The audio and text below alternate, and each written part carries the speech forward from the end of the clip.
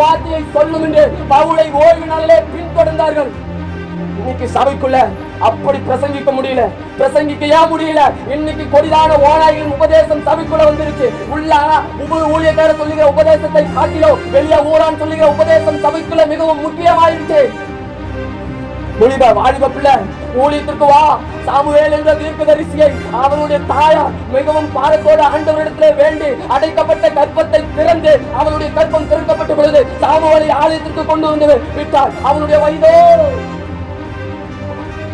எத்தனை வயது? பால் மறவாத பிள்ளை.